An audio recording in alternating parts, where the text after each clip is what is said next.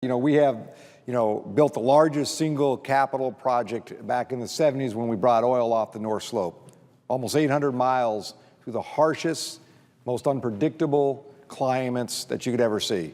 And I will tell you, if you went back to the stories, the articles, the sky would fall, the environment would be destroyed, the world would come to an end by us building that pipeline. We're multiple decades past. It's worked very well. There haven't been those disasters that people claim.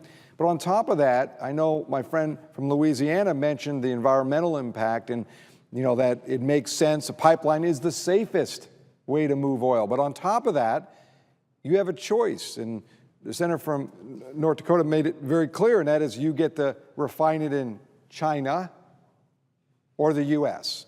Now, I don't know about anybody here, but I would bet we all agree that between the environmental standards, we have a better environmental record than China does in refining of oil products. So it makes sense for us to do it. On top of that, I know, and again, from Alaska, which people travel there, not just for the jobs and opportunity, but the beauty of Alaska.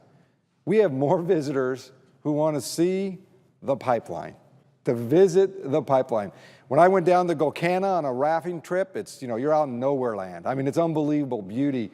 But one of the last things you do when you come down and land your raft to get out and get back all packed up back home, there's the pipeline going right across to Golcana. And guess what? Hasn't damaged the environment. Matter of fact, there are more photos of people trying to get their raft underneath it so they can get the photo at the same time. So your point is a very good one. Again, the governor of Nebraska, they have approved it going through their state. But there's nothing like Alaska when it comes to the harsh environments you got to build in, and we did it. And we did it when technology was much different. Today, the standards are even greater.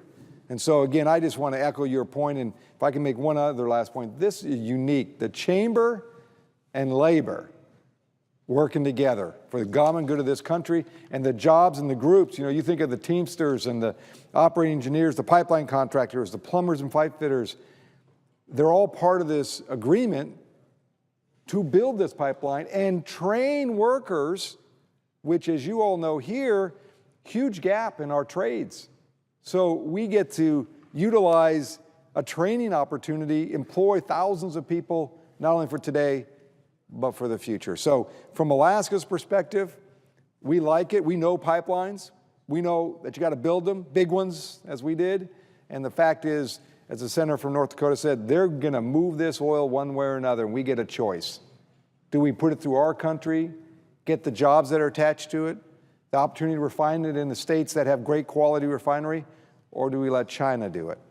This is a no-brainer from my state.